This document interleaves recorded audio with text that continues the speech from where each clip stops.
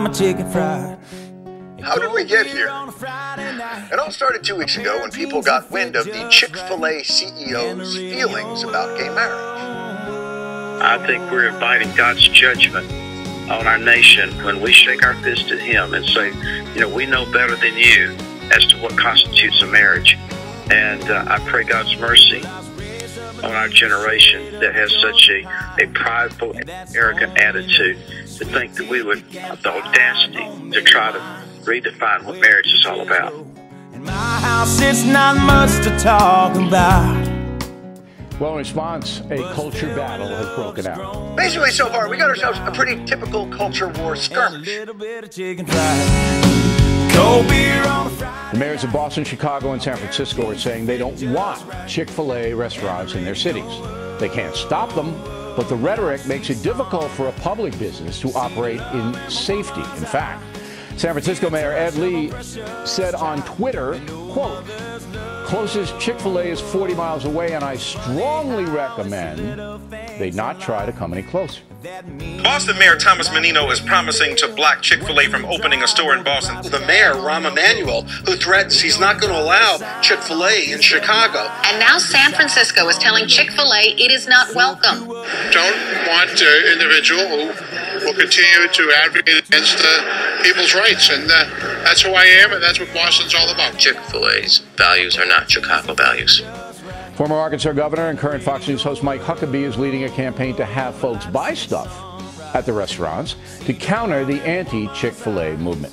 This is a big day, not for Chick-fil-A, but for America and for people who believe that the First Amendment applies to everybody, including Christians.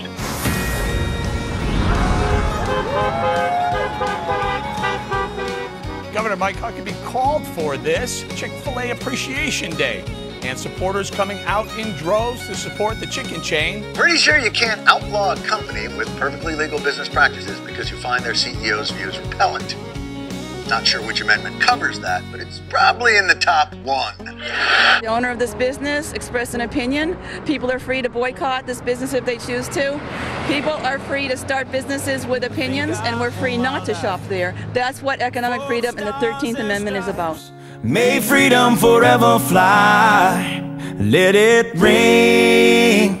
Salute the ones who died, the ones that give their lives so we don't have to sacrifice. I think Chick-fil-A should be removed from campus because they fund a lot of hate groups against women, against LGBTQ, and against just everything that I believe in. So personally, I think Chick-fil-A should remain on campus. And the reason I think so is I don't believe this is an issue in regards to gay marriage. I think it's an issue regarding free speech. And I think a company, a corporation in this country, by law, which is the law of this land, that they can speak out any issues which they choose, and thus they reap the consequences of whatever their actions are.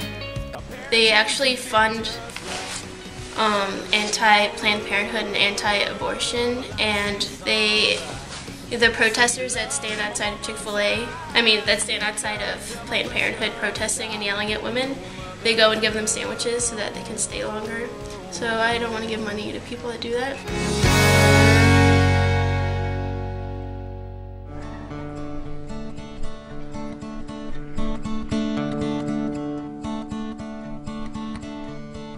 Chick-fil-A,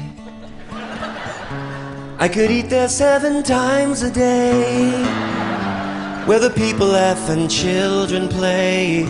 Oh, I'm in love with Chick-fil-A.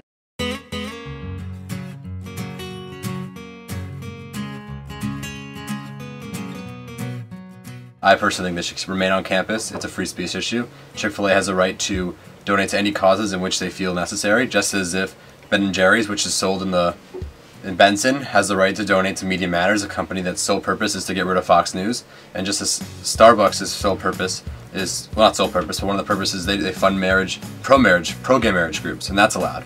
So people, if you're by this principle of taking companies you disagree with off campus, we would not have Starbucks, we would not have Ben & Jerry's, and we wouldn't have Chick-fil-A, because there's people, good people on both sides of this issue that have totally different mindsets.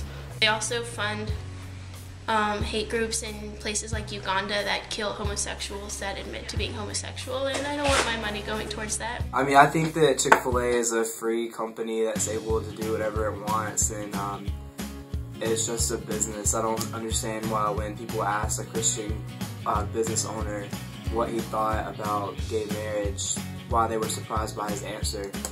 He's entitled to his opinion, and I think that Chick-fil-A should stay on campus. I can see both sides to it being like removed and having it be on campus, but I think it should be removed because Wake Forest says that it's like a safe space for like gays and like the LGBTQ community. However, if you have an organization on campus where your money is going to fund anti-gay hate groups, which is what Chick-fil-A does, then I think that's kind of contradicting what they believe, like what Wake believes. So I think we should remove it so everyone feels safe and secure, and that way our money isn't going to fund those terrible groups. Okay. Gay marriage, I don't think the government should tell people whether or not they should be married. I personally am in the belief that gay marriage should not be the law of this land, because I believe marriage is between a man and a woman. I think marriage is, by define, is a religious right and not a government right, and thus I believe is a separation of church and state, and thus we shouldn't allow gay marriage to be the law of the land because it is a religious right, and every religion, so far, until they change that mindset, believes marriage is between a man and a woman, and that's what I will follow, because that's what I believe. I'm pro-gay marriage. Okay. Oh, I say go ahead and get married. Everyone deserves the right to be happy. Go for it.